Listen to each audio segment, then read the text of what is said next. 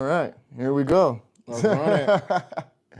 What's good, everybody? Welcome back to a special live edition of Bros Talk MMA. I'm your host, Utica, undeniably the illest cat around, aka Mr. Make This Pick Real Quick.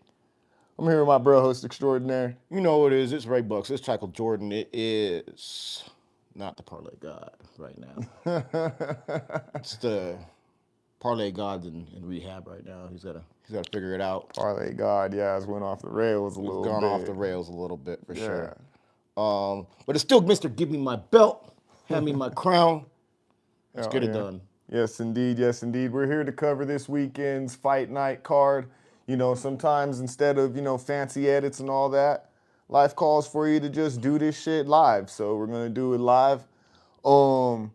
We got a 13-fight card going down at the Apex.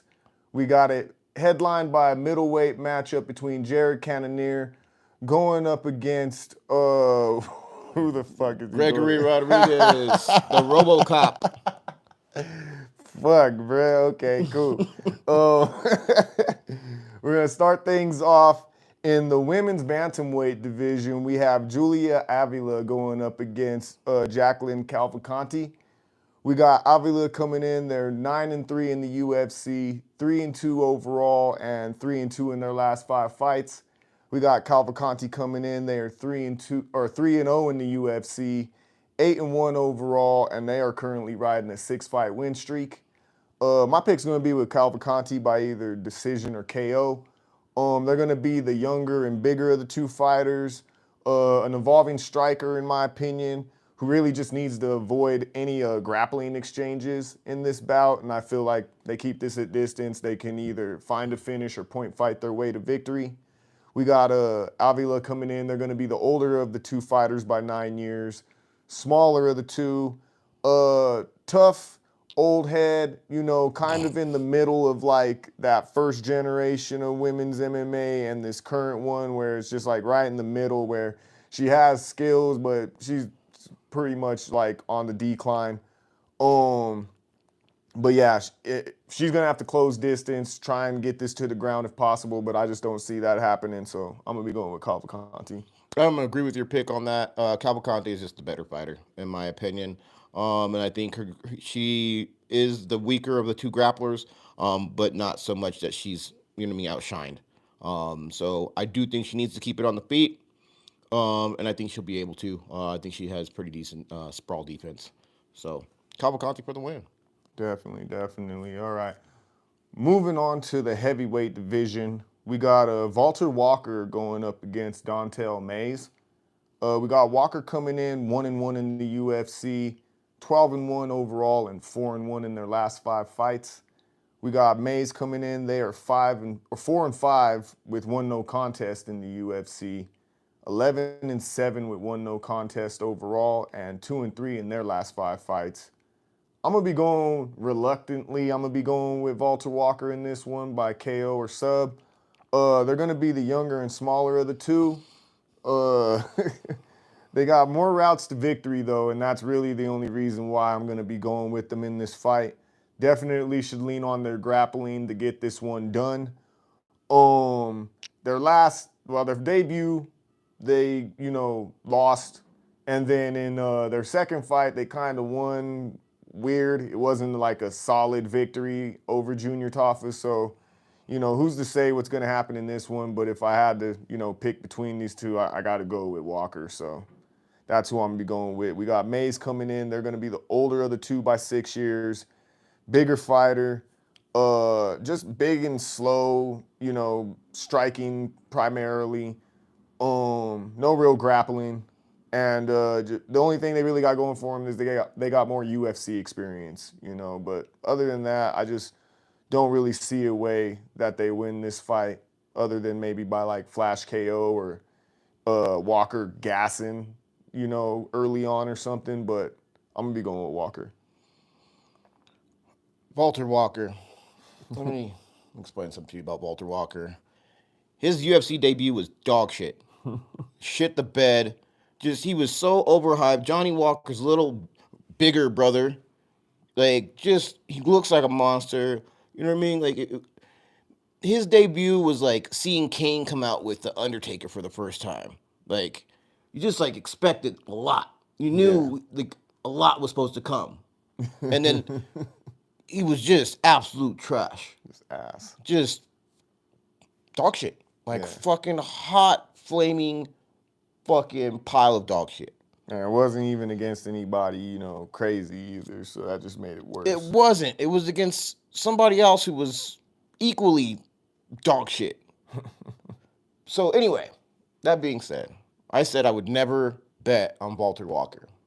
Well, I'm gonna have to eat those words. I'm gonna bet on Walter Walker. He's gonna be my pick for this one. He is my pick because he does have a few more routes to victory. Dontal Mays is just a slugger, right? He's just a brawler.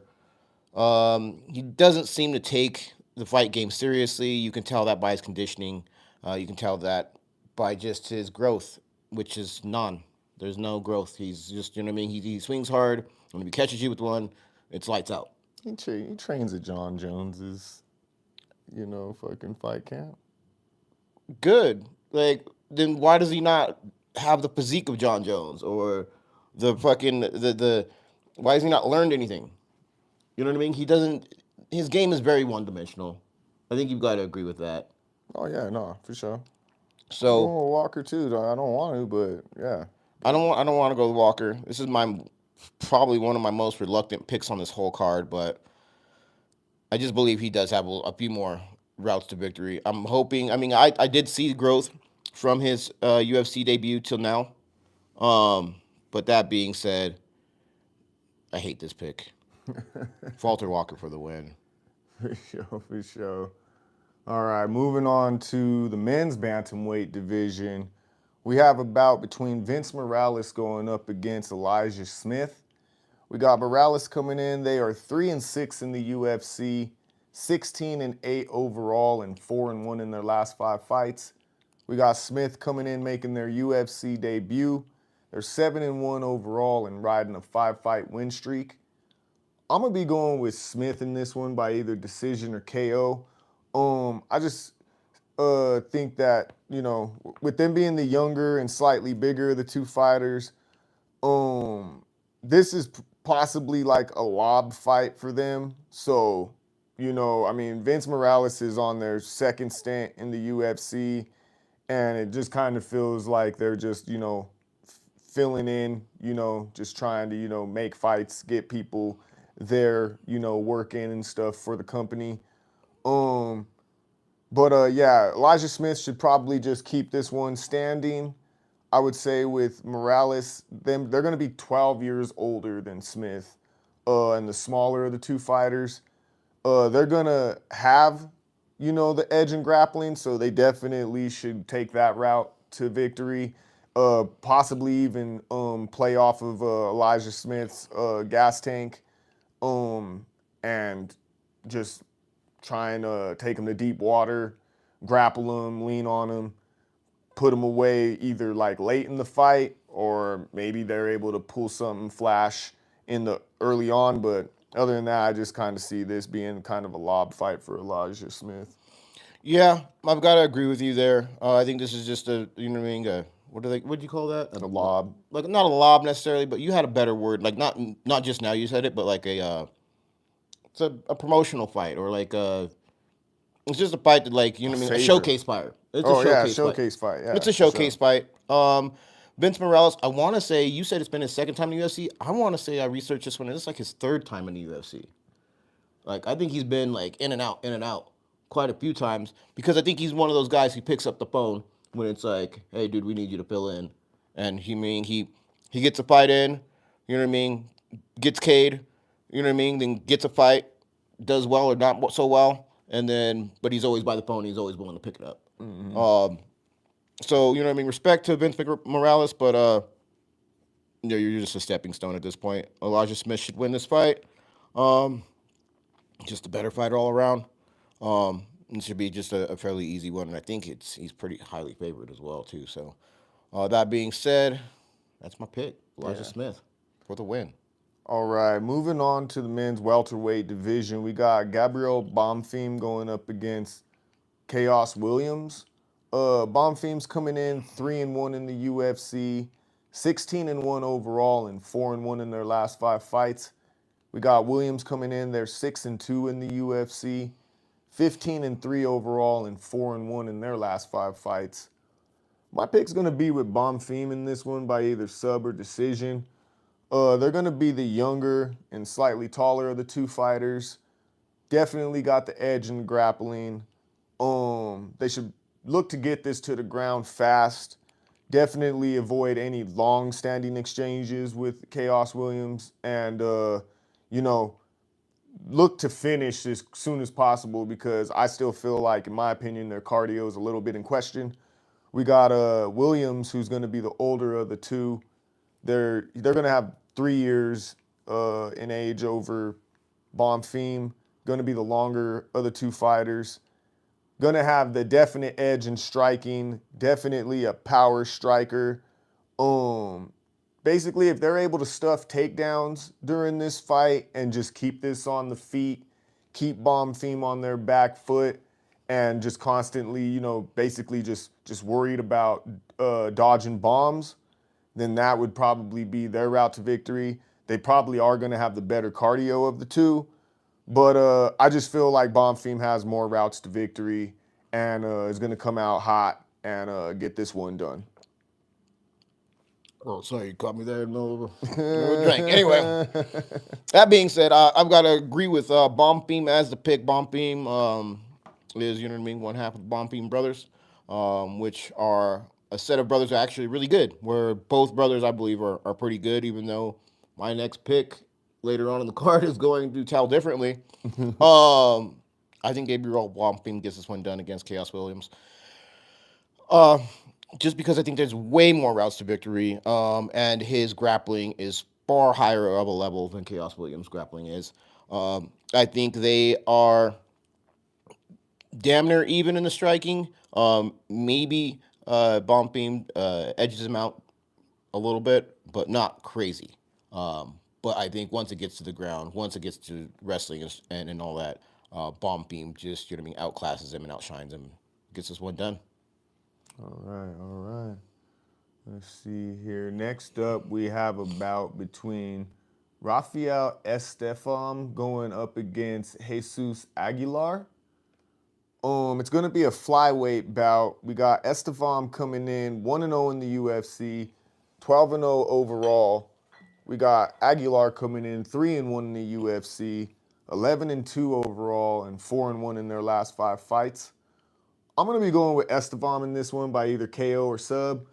They're going to be the bigger fighter overall, well-rounded, definite edge in the striking, and really, like, they got grappling, so I'm not saying to avoid grappling in general, but they just need to avoid any wild grappling exchanges with Aguilar because Aguilar, they're a guillotine specialist, and like I said, now if Estevam is able to, initiate just, general grappling exchanges and finds that they got an advantage there, cool, do your thing. But, getting in these wild scrambles and stuff like that and possibly leaving your neck exposed, let's leave that at home. Aguilar is going to be the smaller of the two fighters. Gonna be at a significant reach disadvantage between the two. But like I said again, a guillotine specialist, a grappler with power in their hands when they do let their hands go. But I still feel like they're evolving as a striker, so there's not any like real technique there as of now. But I would just say they need to get this to the ground ASAP, to get the win. Otherwise, it's just going to be them catching the opponent with a flash KO or guillotine and, just somehow gets Estefan out of here. But given both fighters, just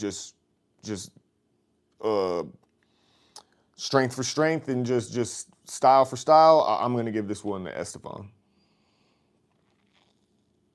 That's a wrong pick.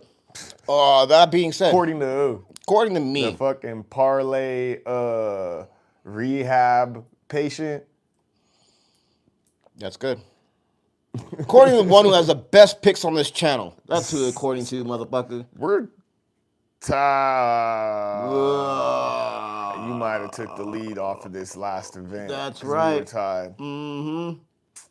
You know, if I was editing this, I'd give you guys, you know, a breakdown of like our all-time picks and all that. There'd be all kinds of sorts of bells and whistles, but this is live. If you've watched the show, you know what, you know, takes place here. So just, You know what I use did. your imagination and just envision it on the screen. But yeah, actually, I think bro is up on me by a fight now for the year. And I guess took one of his fights back, put him back, I think, at like 18 fights. All-time greatest picker. Anyways, get back to your pick, bro. Anyway, I guess my pick is with Jesus Aguilar. He's just a better grappler. Again, Esteban is the better striker. I think Aguilar is not too far behind him. But I think this is going to be a grappling affair because Aguilar is going to go for it often, and you know what I mean. Just it's going to make it dirty. And I don't think he has a ton of different submissions, like you said. He is just a guillotine guy. I don't think he's really won by too many other submissions than that. But he's nasty. He's nasty work on the ground. And so that's why I've got to go with him over Esteban. What do we go? We have 4 fights together. You know what I mean? This is what I see. This is that fight. This right here is what should tell you. You know what? I should just agree with my brother on this one. This is how I'm going to get. You know what I mean? I'm not going to lose. I'm not going to lose fights to him. I'm just going to agree with him because he's right. Whatever, my nigga. Moving on to the lightweight division. Just trying to help you out. We got Jared Gordon going up against Mashraj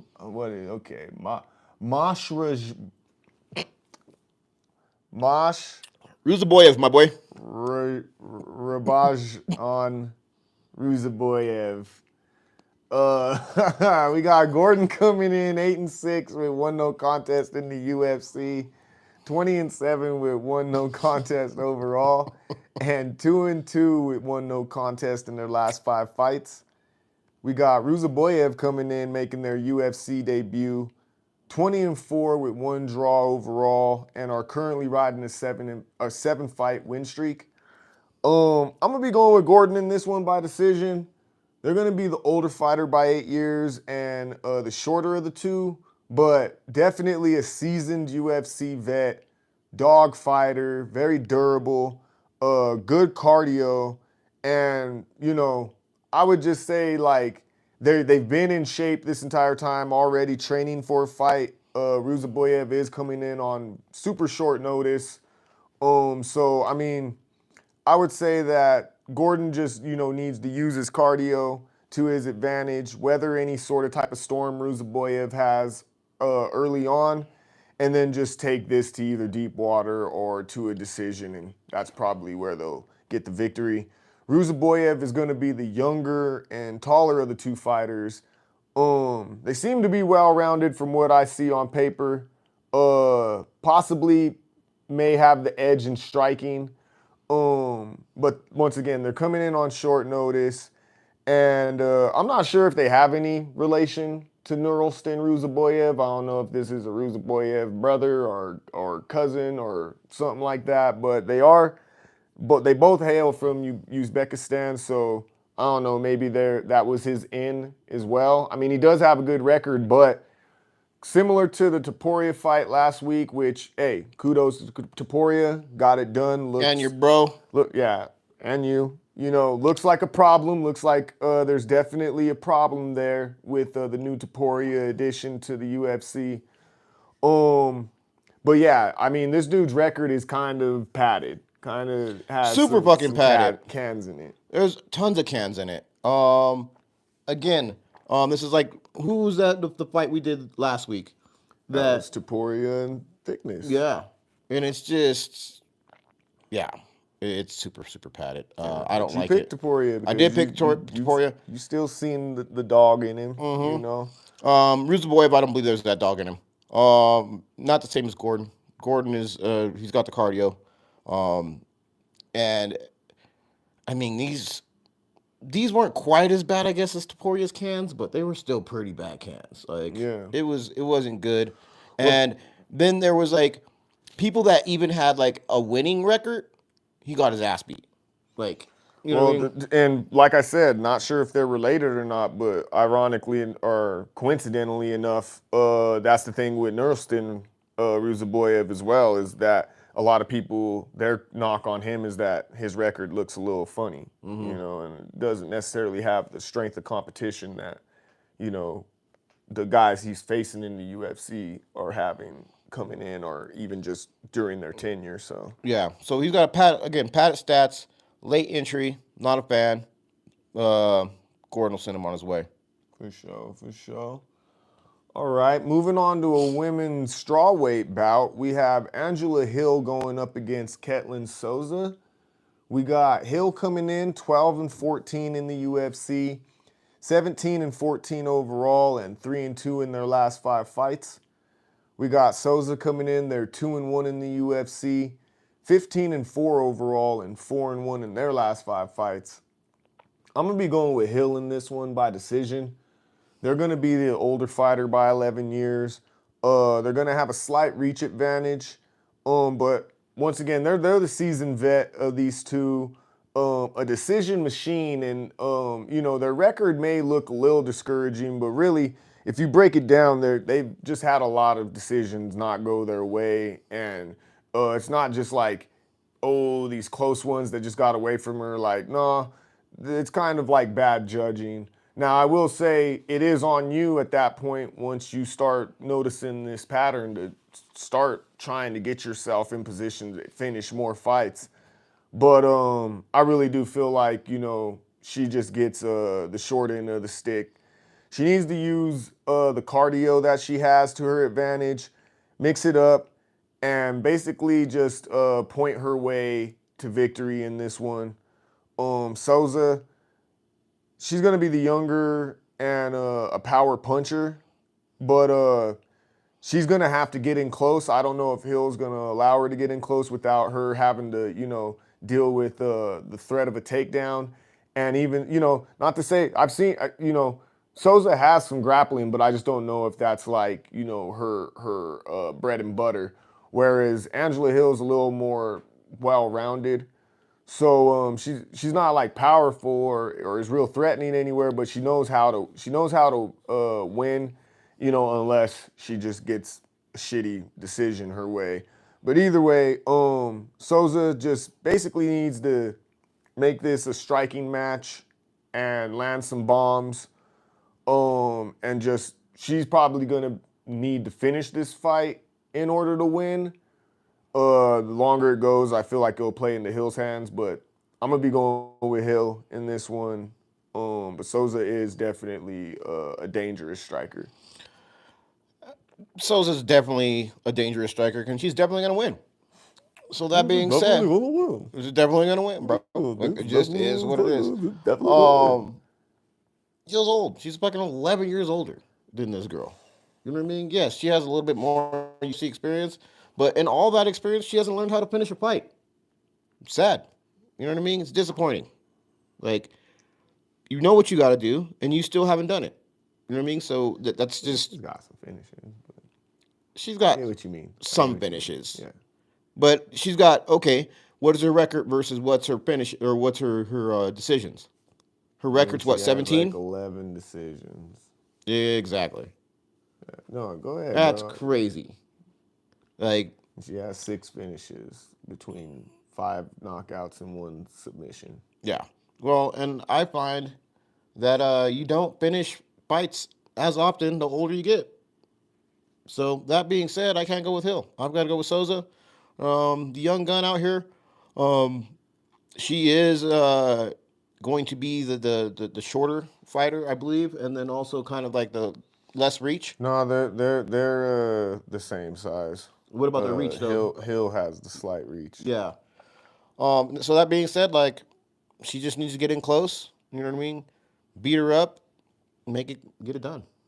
Sure. So I definitely got to go with Souza on this one. For sure. Moving on to a men's featherweight bout, we got Jose Delgado going up against Connor Matthews. We got Delgado coming in, making their UFC debut, 8-1 overall, and are currently riding a 5-fight win streak. We got Matthews coming in. They are 0-1 in the UFC, 7-2 overall, and 3-2 in their last 5 fights. I'm going to be going with Delgado by KO or sub.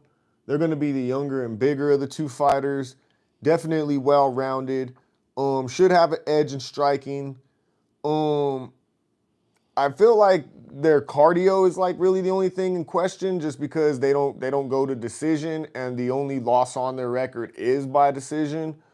But I mean, their finisher, as long as they're able to manage their energy, not let the bright lights get to them too crazy, they should be able to end this one.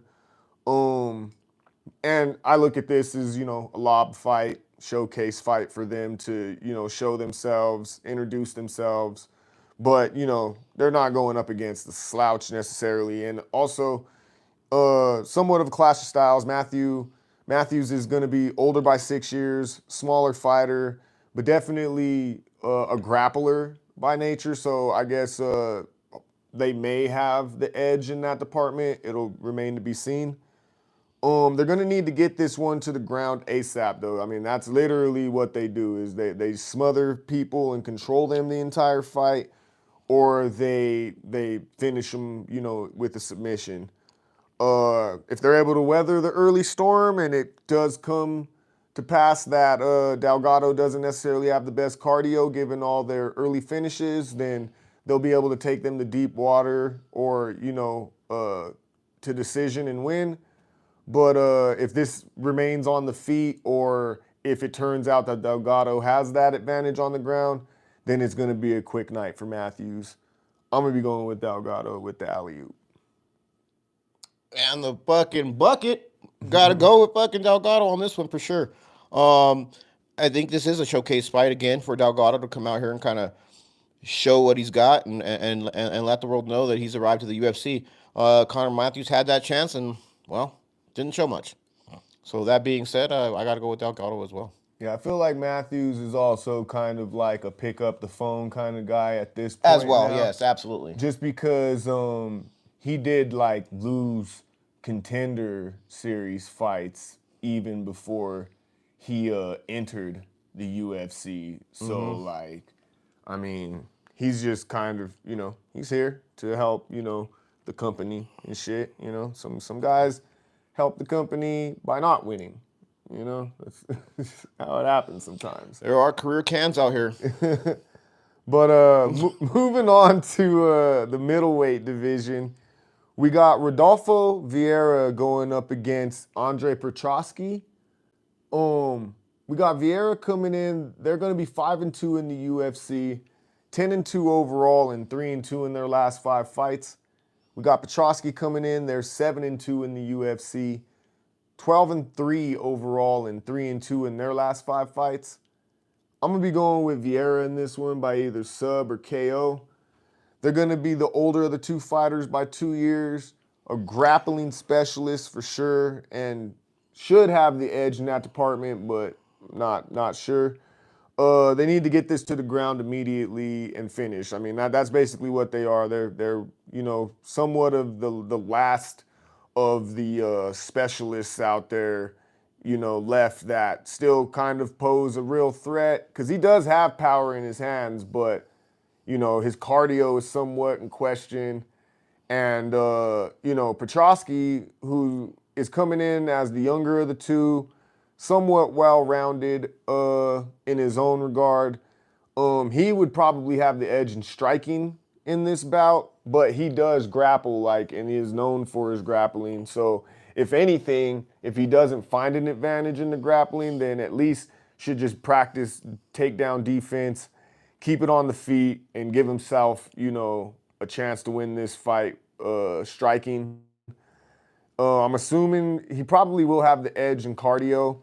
I just don't know if they can stop Vieira from taking him down and, ending the fight there, in quick fashion, because Vieira is like a world-renowned grappler and, gets busy. So I'm not sure. But in this bout, I am going to go with Vieira. Petroski has a tendency to just kind of make bad decisions sometimes. But yeah, that's mine. I'm gonna go That's with my pick. Vieira. Petrosky has the tendency to fuck up my parlays. Um, Vieira, I mean, is just an absolute monster. Like, I really just hope he passes his drug tests. He looks like a bodybuilder. He carries around a lot of muscle. It does worry me that his cardio, like you said, may be in question because of that muscle, because it just takes a lot of oxygen to keep all that stuff going. But that being said, I think he's world class. He's world class when it comes to grappling. I don't think Petrosky has anything for him other than a striking. And like if he shoots in on you, it's pretty much a wrap. Like you're not getting away. You know what I mean? He's gonna be on you like a spider monkey. So that being said, Vera for the win. Okay, for sure. That was a weird way to end it off, but all right. Be on you like a spider monkey. Moving on to the lightweight You don't like division. fucking Will Ferrell and Talladega Nights? Like Jesus Christ, the fuck? I missed that. People are gonna get that. Definitely missed that reference. So yeah, you're right. My bad. I'm not hip like you. Moving on to a lightweight bout. We got another bomb theme on the card. We got Ishmael Bonfim going up against Nassim Sadikov. We got Bonfim coming in 2-1 in the UFC, 20-4 overall, and 4-1 in their last 5 fights. We got Sadikov coming in. They are 2-0 with 1 draw in the UFC and 9-1 with that 1 draw overall. 4-0 with that 1 draw in their last 5 fights. My pick's going to be with Sadikov in this one by decision or KO. They're going to be the slightly older of the two by a year, slightly taller of the two fighters.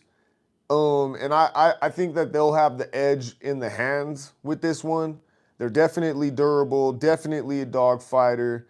And I feel like, they just need to go ahead and basically just point fight this one to victory, stay out of any grappling exchanges, and possibly find a finish if it presents itself. But take Bonfim to the cards. Bonfim's going to be slightly younger, and he's gonna have the reach advantage in this one. He's going to be a power striker that can grapple, but really just does like to get in the phone booth and throw hands.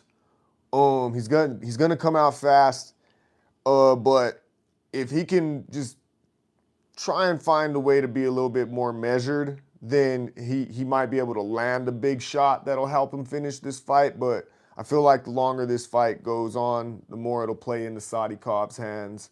And yeah, that's going to be my pick, is with Sadikov. I'm gonna go with Sadikov as well.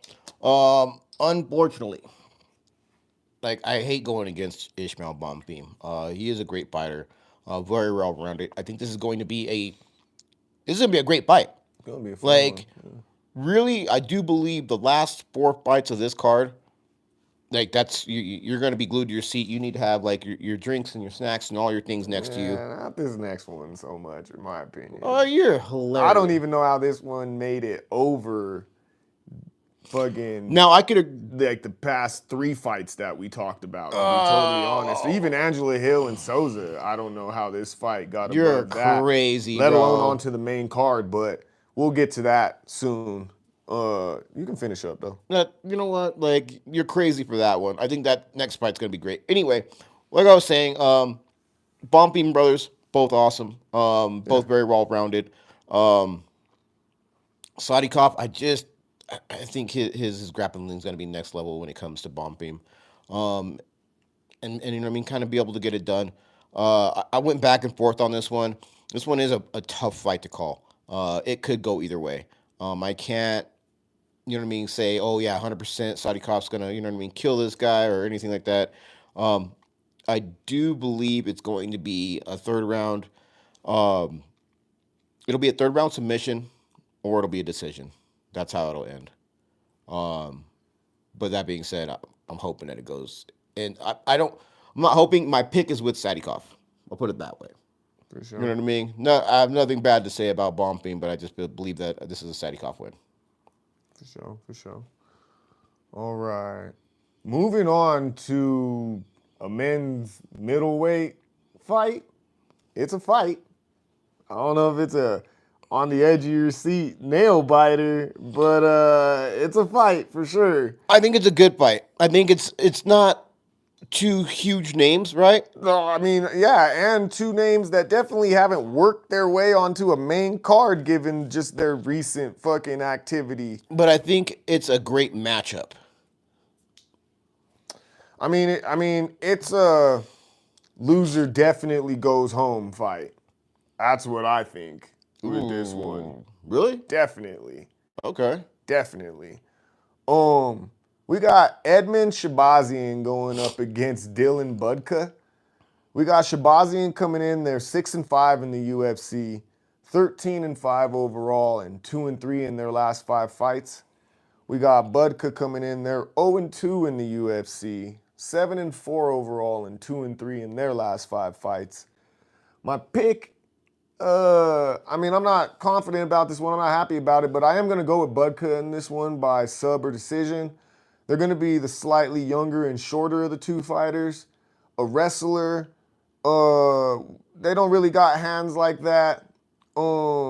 They should have the edge in the grappling in this one just by default, and they just need to use it immediately. Lean on Shabazian, zap their energy. I'm not mega confident in this one, but Shabazian is proven to just not be that dude. They got horrible cardio to the point where literally it's just like I have no faith in them after the first round. Shabazian is going to be slightly older of the two by 2 years and taller. They're going to be a striker, definitely, primarily that they'll have the edge there, but they need to end this fight as soon as possible, whatever they got to do. Like, they might want to go ahead and just come in, give Budka a couple of low blows or some eye pokes, get right there before they get a warning or like a point taken, and then try to enact some offense, because literally, once this shit hits the second round and he has to get up off that stool, it's a fucking wrap for him. Like, he's got some of the worst cardio in a young dude that I have ever seen in my life. And just recently lost to Gerald Meerschaert, and who has fought more recently since whooping his ass than Shabazian has. Budka is not good. And, an 0-2 record in UFC should tell me everything I need to know, but I feel like I said, UFC is literally paired up 2 cans now at this point to fight each other. And I guess the only thing that makes it exciting is that there's probably a large potential that whoever loses this fight is probably going to be shipped on out. So, shit. And to be honest, they might still both get shipped out depending on how this fight actually plays out. So, Yeah. once again, my pick's with Budka. God, that was the fucking saddest fucking description. Like, it was a great description. Like, I'm not saying like your commentary was bad, but goddamn, you're just like, Bruh, these two fucking dumpster fires are fucking on their way out either way. Like I said, it makes you wonder how they got third fight on the main card, third from the main event. So they're the featured bout, and then the co-main, and then the main event. So they're the featured bout. Yeah.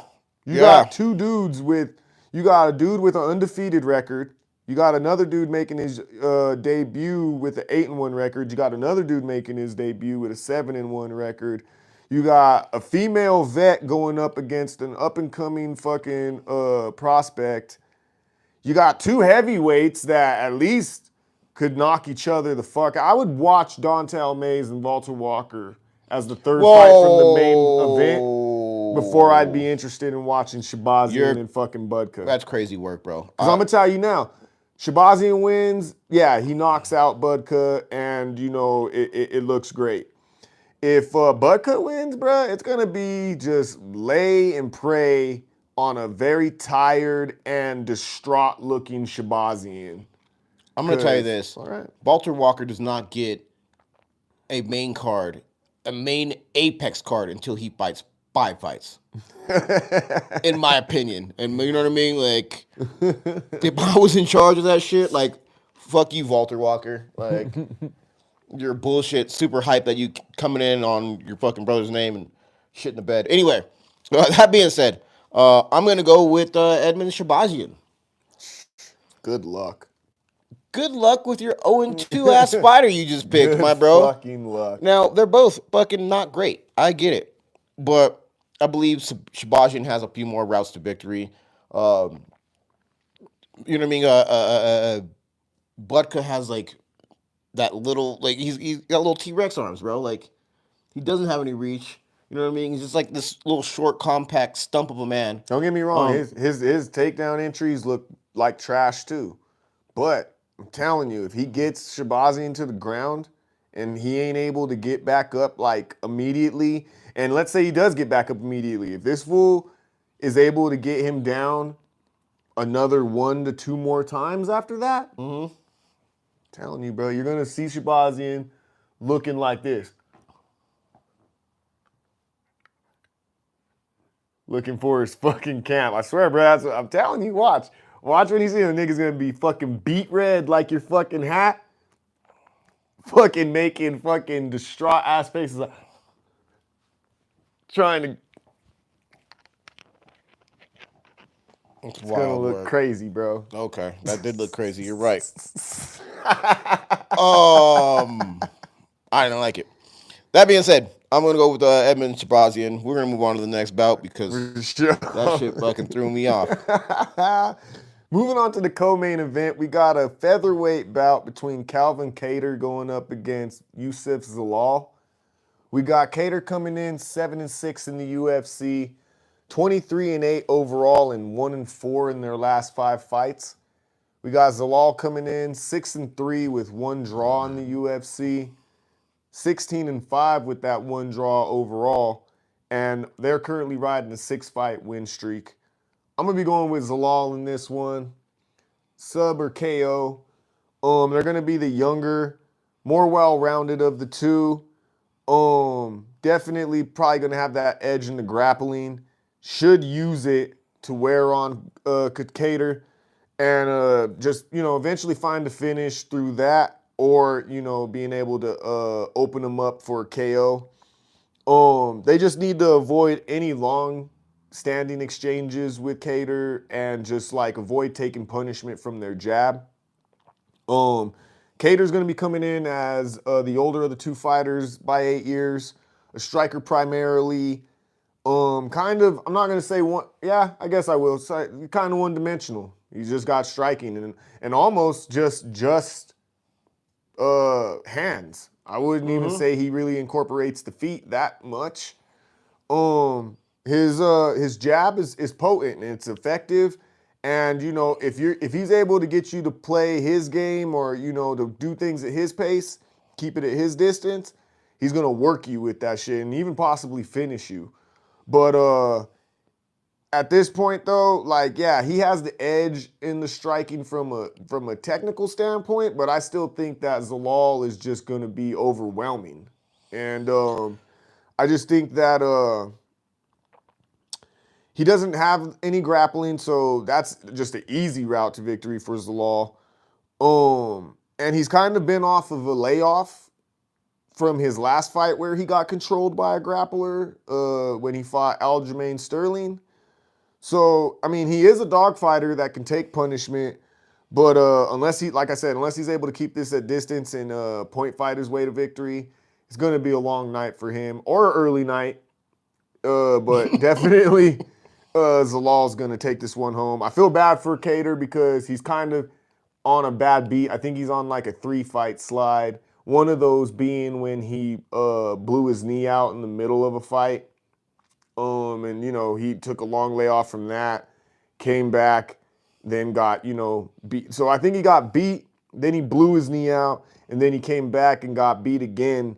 So it's just like, it's kind of like that choppiness, like, okay, you take a L, you come in to redeem yourself, but then fucking you blow your knee out, then you have to rehab, come back, you're gonna have ring rust, and so you kind of lose by default in your next fight. So it kind of makes it look like you're on a bad beat, but really you're just trying to get your feet back up under you again, and it just so happens now that you're in a 3-fight skid, 1-4 in your last 5. It looks bad, but this would be a great fight for him to bounce back with, but it also kind of looks like a lob for Zalal to take his name into the rankings and get to that next level. Zalal better tell his girl it's red panty night. He's definitely going to take this one home. Sorry, Calvin Qatar. No hate against you, but Yusuf Zalal is my guy right now. You know what I mean? As far as like, he's out of Denver. You know what I mean? And just a dog fighter. Has been in the UFC. Got out of the UFC. Fought a 3-fight in 1 day weird matchup here at like the Coliseum. Made that happen. That's kind of how he got back in the UFC, and he's just been on a tear ever since. And it just seems like he has leveled up. You know what I mean? He's gone from, Super Saiyan to Super Saiyan God. I can't say enough about him. He's super well rounded, and he's just ready to go to the next level. I can't see him not in the top 15 here very soon. And I guess if he wins this one, he will be. So that being said, I can't wait for Yusuf Zalal to be at the top of the 145 division, because I think there's a very big possibility. I want to say he's ranked already. This is not the same set of rankings. Just a heads up. I'm not sure if he is or not, but if he isn't, he's going to be there soon. You know what I mean? I'm waiting. Basically, my thing is I can't wait for him to be in the top 5, because I really think he's going to do damage in that division. You think you can fuck with Topuria? You think you can fuck with Ilya Topuria? You know what I mean? As far as a championship, is he ready for that? No, he's not. Absolutely, he's not ready for that. But I think once he gets in there and he starts, trading shots with the people that are in the top 5, top 10, I believe there's going to be a rank up. There's going to be a glow up, and he's gonna be the shit. So Yusuf Zalal for the win. Probably one of my favorite fighters right now in the UFC to watch. You know what I mean? He's definitely came a long way with me, because I was fading him when he got back into the UFC based on how he looked in his first tenure, and I was just like, man, this is easy, dub for me. And then he's just made me look like a fool, and now I've been going for him in the past couple of fights too, and he's been looking good. He's representing Denver. Sometimes you just gotta listen to your big brother, bro. You know what I mean? That's what we're here for. Guide you. Show you the light. Don't touch me, fool. Moving on to the main event of the evening. I almost let it rock, and then I realized I got to say that shit because we're live. You really do, and that's why I was like, I was going to get mad, and I was like, oh, yeah, you don't got the sound. We got a middleweight bout. We got Jared Cannonier going up against Gregory Rodrigues. We got Cannonier coming in. They're 10-8 in the UFC, 17-8 overall, and 2-3 in their last 5 fights. We got Rodrigues coming in 7-2 in the UFC, 16-5 overall, and 4-1 in their last 5 fights. I'm gonna be going with RoboCop in this one, even though I totally forgot his fucking name at the beginning of this episode. I'm gonna be going with fucking RoboCop in this one by either KO or sub. He's gonna be the younger and taller of the 2 fighters, a well-rounded power striker, who should have the edge in the grappling if they choose to, initiate it. Which I would suggest they mix it up to wear on Cannonier's energy. They're gonna definitely need to manage theirs. I believe this is gonna be, one of their first UFC main events, 5-round fights. So they're definitely gonna, need to manage their energy in the process while finding these finishes, because I believe that that's their best route to victory, is to finish this fight. Cannonier isn't like a great 5-round fighter, but he does have the experience and has gone the full 5 in the past, so you got to give him his due there, and I would assume he probably does have the better cardio because of that. Cannonier is coming in, though, the older of the 2 fighters by 8 years. He's going to have a slight reach advantage. And he's a striker, with power, but it seems like as his career's gone on, he's tried to become more measured and like more technical with his fighting, which is kind of made him less threatening as a result. So he's even somewhat became one-dimensional as a result as well. And he needs to weather the early storm from Rodriguez and be able to take them into those championship rounds and kind of take over in that fourth and fifth round, hopefully having taken at least one of those first three. And then, I would say his best route to victory is going to be by decision, but it's not going to be easy. He's really going to have to, wear on Rodriguez to get them, tired and be able, like I said, to take over and, show them the level of him having fought, the champions and just being a top ranked and level competitor in multiple weight classes. So, Cannonier definitely can win this fight, but I kind of feel like this is not a passing of the torch necessarily, but definitely just like Gregory Rodriguez's entry into the top ranks by way of Cannonier. Yeah, it's a passing of the torch back to his own motherfucking hand. Cannonier's going to win this one. Yes, Cannonier's a little bit older than Gregory Rodrigues. I get that. Gregory Rodrigues does win. If this fight ends in the first, second, or third round, Gregory Rodrigues wins this fight. If this fight ends in the fourth or fifth round, that's Cannonier. I completely agree with your analysis. I think you got it right, other than the pick.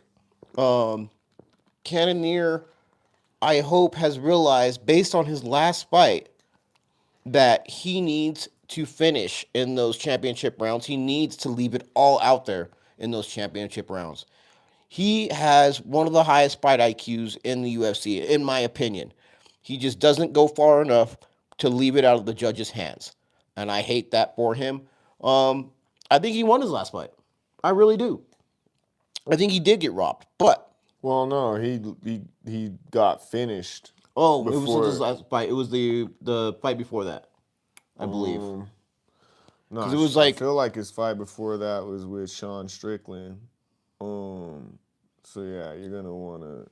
Oh, so yeah, no, his last fight was with Kyle Barajo. Okay, yeah. By decision. My apology. trying to throw me off. No, that was my fault. That was my fault. You thought he won that fight? Yes, absolutely. I guess that makes one of you.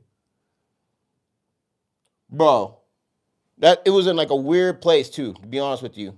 Like, it was in one of those places where like shit don't go your way. Oh, in Las Vegas? That's a weird spot. You're a fucking hater. You're a hater, bro. Like, no, you're just a fool, bro, for fucking not making sure you know what the fuck you're talking about. You look like me. You literally just fucking switch spots and you pass the torch right back to yourself. Fucking fool. Anyways, go ahead, finish your point. You were right. You were kind of right. I was fucking right. You're kind of right. It was a 5-round fight. Kind of right. And he lost. Kind of. Whatever. Right. But whatever. You know what I mean? At the end of the day, Canada for the win. Not fucking with nobody with the name of RoboCop. Fuck that shit. Fuck with no cops. But yeah, Canada. I mean, he's got a great fight IQ. Again, he just doesn't put the volume in. He just needs to put more volume in. That's what we're looking for. That's what needs to happen. Again, if he can weather those first 3 rounds, he'll be fine. You know what I mean? Like, I guarantee.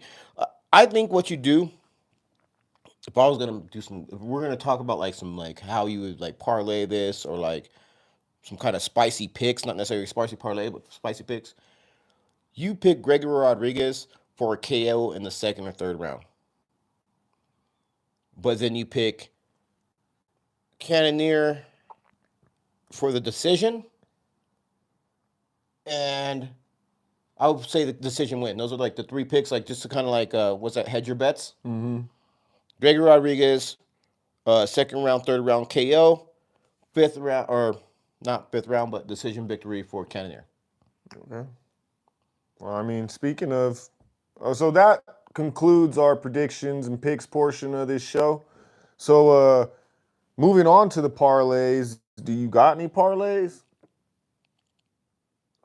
You don't. I mean, You're go ahead. I'm gonna you're let in you. rehab. Makes sense. I'm in a little bit of rehab on my parlays, my bro. I'm gonna let you go ahead. You do your little I joints. put one together real quick. I Did you? wasn't really too, Yeah. I wasn't too excited to put parlays together for this one, but I got one, and whatever. So I got a base 3 to start. I got Cavalcanti, Delgado, and Zalal. If you want to spice things up, you can throw a spicy Budka in there. And if you really want to get spicy, you can throw a spicy Rodrigues on top of that as well. But that's really all I got. And it's not even like, I'm not even like, ooh, yeah, like it's just kind of like, yeah, if we're gonna do parlays, if you had to force me to do a parlay, then this would be how I would do it. If you're forcing me to put spicy picks in there, those are my spicy picks. So, what you got? You tripping? I'm gonna go. This is you know what I mean. Again, Actually, you ain't tripping. I'm My not bad. doing. I'm not gonna do. I'm gonna do 3 pick. You know what I mean. I got to keep it low. You know what I mean. No spices. No crazy shit. We're just gonna go Cavalcante. We're gonna go with Gabriel bomb theme. Okay, just to make sure that's clear, so somebody's like, That's why I "Oh took. man, you picked the fucking No, bomb that's theme." why I said. That's why I took away the tripping part because that bomb theme's gonna win. Yeah, I think. and then Yusuf Salal, my guy, Yeah, fucking Moroccan devil. and that's not. Like, That's kind of fucked up. I'd hate to say that I got a lock pick type joint with fucking Calvin Cater involved, but I just think Zalal's gonna buzz through him. I really do. Yeah, I think so too. Uh,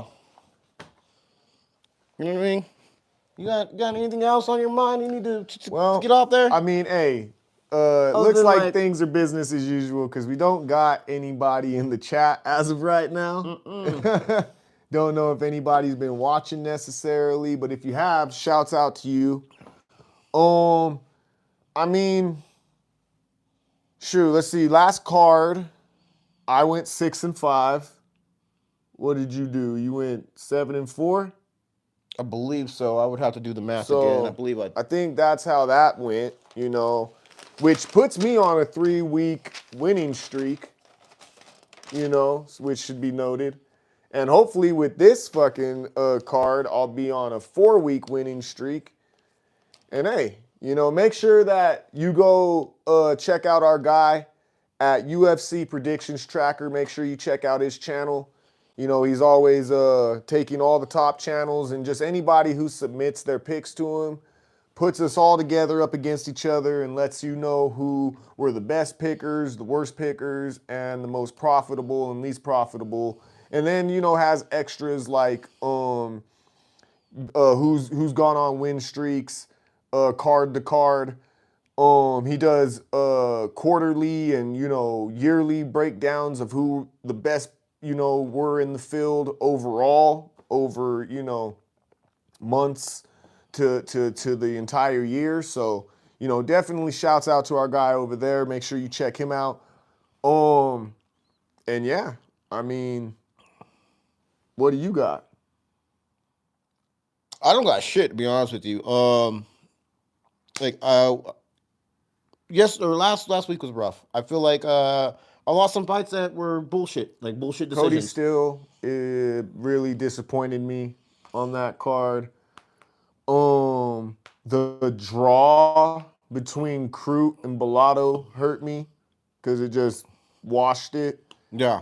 And then there was another fight on that card that the Topuria fight only hurt my feelings because I should have known better and went with him. But at the end of the day, when it came down to it, given his record, I had to see him be who he was in the UFC, under the UFC banner, as opposed to seeing him beast up cans. And not to say Colby Thickness wasn't a can. He may have well been. Not to mention he was coming in on short notice. But he at least looked to be a better opponent, both, on camera and on paper than any of the fools that fucking Topuria faced leading up to that fight. So I'm not gonna feel too bad about that, but I definitely know that there was a few that could have went my way that would have, made my record look a little nicer. But I did win the card out. So Me I'm too. on a 3-week Me too. streak. You're right. Ugh. It's all good. It's all good. I'm gonna talk about the thickness fight, okay, for just a second, because you brought it up. The thing with thickness is like He wasn't threatening, bro. he wasn't threatening. He wasn't powerful. He Like, wasn't powerful. He looked like a sparring partner in there. He didn't look like a fucking...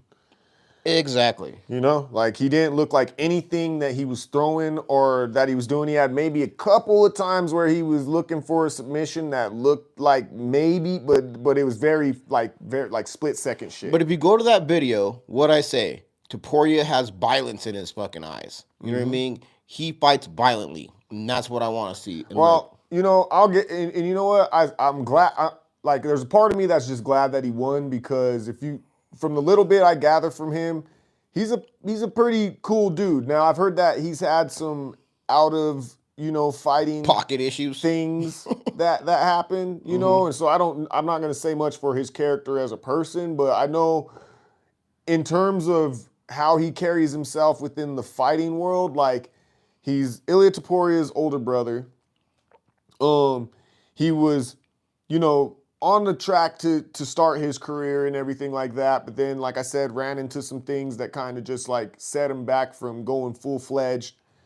Then, in the midst of all that, his brother starts, gaining all this traction and acclaim, and eventually vies for a title, wins that title. And apparently in that time, he said, hey, my career, I'll take a back seat. Let's get you, to where you need to be. Up and running. And then I'll, be able to do it then. And I think even he said, I don't need to fight. I want to fight. Like he did, it doesn't like money isn't like a motive in this whole thing. It's like he just wants to fight and compete. So, hey, salute to him. It's nice to see two brothers, for a change, be a threat tandemly within an organization. So, the Bonfield brothers are cool. We're goddamn threatening this organization. Hey. Fuck you, too, what you You want. ain't never lied on that one. You ain't never lied on that one. But, yeah, so definitely that's what's up. Is there anything else? Any other topics? Does he need to retire? I don't think so. I don't think he needs to retire, but I just think his days of vying for championships are somewhat gone, just because he's been figured out. I don't think that it's because he can't compete. Like if he comes in and does what he does, then he's still a threat against anybody in the division. It's just if he can do what he does. But if you do what you do and what you do is better than what he does, he kind of is. He's just kind of. It just seems like he's quicker to get out of there now at this point. This is the thing, man. I watched a podcast after the fight of him. It was like him, a couple other cats. I can't think of who it was, but he says he felt the best he's ever felt in that camp, and I think he looked really good. Like he looked conditioned, and he said he's been eating. First round looked great. Yeah, and he was like, I was eating the best food like I've ever eaten. You know what I mean? Like I was really on top of it. He was like, in my earlier career, I was like just door dashing food into my crib. Like I wasn't ordering, I wasn't like keeping track of like calories and cardio and all the things. And he was like, I was really in great shape. I felt really, really good. And then he just got caught. And I'm like, is that old age? You know what I mean? Not that he's not that old, you know what I mean? But like, is that loss of like I saw a video header. I didn't watch the video, but I seen a video with the title that said how he's lost his speed over time. And, I mean, I don't know, man. Like, I think it was I just think it was a dumb mental lapse, bro. Homeboy should have fucking took the time, reset, had the ref be like, let's go. and then him and Nasruddin get to it. He did say he went after it too fast. He said he should have taken a little bit more of a after the eye poke. Yeah. He should have given himself an extra second or so, which he should have.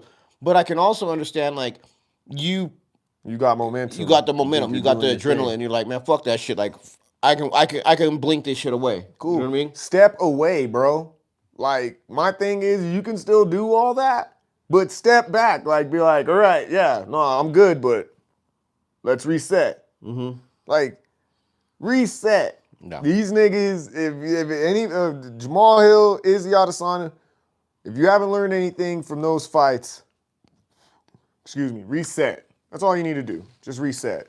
That's kind of old news, given that there's been a card in between since then. But I just thought we'd get that off real quick. Shoot, man. Anything else?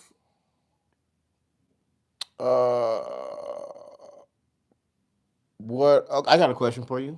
How do you feel about Sean Strickland? Like, what do you think his next move is after he got his fucking ass whooped? I mean, he should still fight at the top of the division. Of course, he should still fight, but but I'm saying at the top of the division, I think that he still is, a good fighter and poses a threat to a lot of those guys coming up. Gives them a different look than what they're used to. But like, he needs to either get. I think the problem with him is that before he became a champion, he had something to fight towards. He had something to realize, like, maybe I could be a champion. I don't know, and I think he just fought just with a tunnel vision. Whereas once he got the title, man, I think he started, all of a sudden he had something to lose. And it was like once he had something. So he lost that dog, is what you're saying? Yeah. Once he had something to lose, now he fights not to lose. He doesn't fight to win. Before it was like, I'm going to fight to prove that I'm better than this guy. So like, even if the belt wasn't attached, he wanted to fight Izzy to prove that he was better than Izzy. Yeah. You know what I mean? Or even just to prove that like, hey, you're a soft dude. I'm a fucking man's man. This is how a man's fights. Whatever. How do you feel about an Izzy Strickland fight? It'd be a rematch. And sure. I think that would be a good fight because I think Izzy deserves at least a shot to get that one back. Mm-hmm. Possibly really could get it back because it could have been an off night for him. It appeared to be an off night for him. It really did. So I could see that being a thing. And actually, it would be. It actually, I'm kind of actually interested in that now that you say it. That's a great fight, I think. In my neither opinion. one of them learn anything from that fight, whether they win or lose, because they're both stand-up fighters. So if anything, it gives them the false ideal that they still got it in that regard. But it's like, really, they just need to change up the fucking game plan. Like, I feel like that could be like a BMF fight kind of thing. But Strickland needs to change up the game plan. He needs to incorporate a little more grappling, or at least learn some type of. And he didn't even really grapple in this fight with Dricus. Dricus actually just beat his ass the entire fight on the feet. Mm-hmm. But yeah, he says, we're gonna fight to the death. We're gonna go fucking, dick to dick. I don't know why he says that, but that's fucking weird. But he says we're gonna go, and then he just sits there and fucking wants to paw at fools fucking for 5 minutes, and it can work, but Dricus was just throwing fucking power, bro, and he was just beating his ass. He was just beating on him, and he wanted to not necessarily point fight, but I just don't think he knows how to fucking like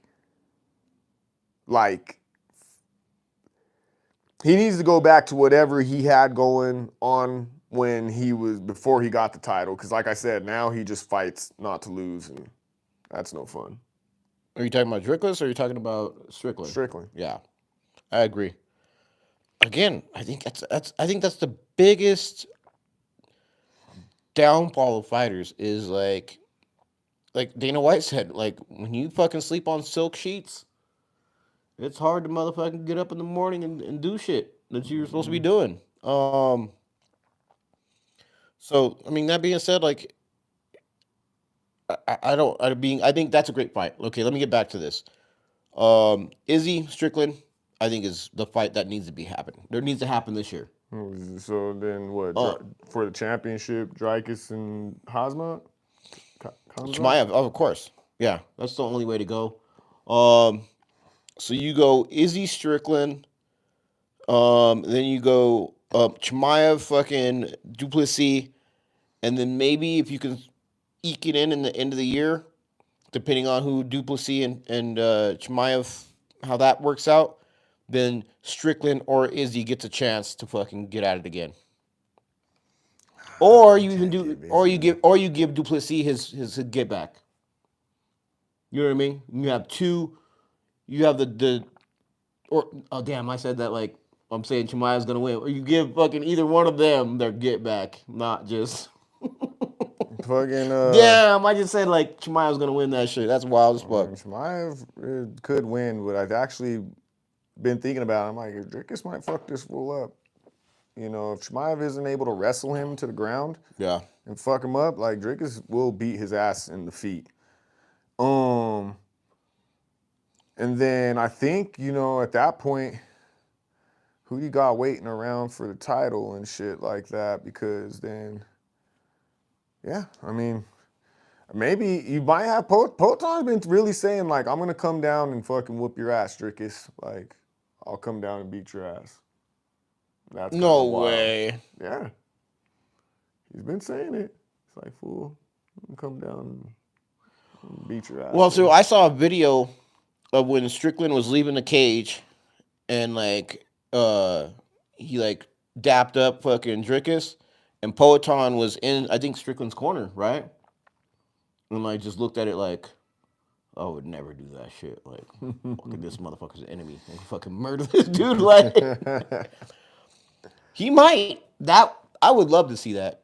That'd be I'd love to see Poeton be like a 3-belt champion. Like, be on some like straight BJ Penn shit where I'm just gonna fucking like I'm gonna whip everyone's ass in all areas. Yeah, hold them all simultaneously. That'd be the ill shit, but I don't know if that's 3-belt champion? You think that could? No, I just it ain't gonna happen. You don't think so? Nah, it's too taxing, especially at his Size? well, just his age and everything too. It's just too taxing. Nah, But bro. 3-belt champion? You don't think Poeton can do it? I believe Poeton can do it. I mean, I think he could do it, but I just for like obviously you're only gonna hold the for a actual moment. logistics of actually making all that happen is fucking crazy. You know, he'd literally be going down to his smallest size. He'd have to beat that fool, hold that belt, possibly first he's going to defend his light heavyweight title, right? So if he defends that against Ankalaev, boom, you get that done. Then you move down and fucking deplete your body fucking crazy to beat Dricus, and then fucking you move up and take your body from one extreme all the way up to heavyweight to fuck up fucking Tom Aspinall or fucking whoever's holding the belt at that time. Logistically, bruh, that's fucking, I mean, it's possible. He's a dog. If anybody could do it, it could be him, but that's wild. I mean, even BJ saying that sounds wild. BJ Penn has held what, 2 belts at the same time? I'm not sure. I think he's held 2, but he's been a champion in what, like 5 divisions? I don't know or something about like that. 2 at a time. I think he's just he's held belts in multiple divisions. I don't know about simultaneously. I'd have to look that up. But oh shit, what else, bro? Fucking I don't really know. I don't know. I don't got shit else. There ain't no fucking people out here. It's all good. I mean, it is the middle of the day. What? Yeah, no. I was just gonna get on with rest of the shit. You know. What shit? Want to thank everybody for watching. Hey, bro, what the fuck are we doing, man? Shit. We got a fucking cheers to make, man. Shout outs to everybody that subscribed to our channel. We are now at 100+ subscribers. Show you right. You know, we've been averaging higher than normal views on our shows, which is super dope. So can't thank y'all enough. Much appreciated. Let us know what you think about this live format. Let us know if there's things about it you like, things about it you don't like. If you want us to, make sure to try and always stick to the original format or sneaking one of these in every now and again seems cool. Let us know what you think. Make sure that you follow us on IG and TikTok at Bros Talk MMA. You can follow me on Instagram at Utica_SME. Make sure that you like, share, comment, and subscribe on this channel if you haven't already. Speaking of, subscribers. And yeah, just appreciate everybody for watching. Anything else on your part? The greatest motherfucking picker there ever was, ever will be. What? Not after this weekend, my man. That's what you say every weekend, though. Not after this weekend. Every weekend you're like, oh, I'm about to get my get back and I'm about to fucking make it happen. Not after this weekend, man. Like, it's not gonna happen, my bro. Okay. Whatever I'm gonna be the greatest forever. Forever, ever, forever, ever. Yeah, that. It's gonna be me. Well, we're in the midst of a stretch of fights weekend to weekend, so we will be back next weekend for the Henry Cejudo versus Song Yadong fight. That's going to be a good card taking place in Seattle. That's definitely going to be a goodie. But yeah, other than that, this has been Bros Talk MMA, your favorite predictions, picks, and parlay MMA, UFC betting channel. I'm your host, Utica, undeniably the illest cat around, aka Mr. Make This Pick Real Quick. I'm here with my bro host extraordinaire. You know what it is. It's Mr. Ray Bucks, Michael Jordan, Ray Nesterio, Jr. Yes, sir. Mr. Give me my belt, hand me my crown, about Yes, to whip sir. some more ass like I've been whipping for the last year. Y'all know what it is. Thanks for joining us for this special live edition of Bros Talk MMA. We wish y'all nothing but the best. Happy betting. Let's get this shmoney. Until the next time, we out. But of course, I got to go around and shut this off, so it doesn't look that cool.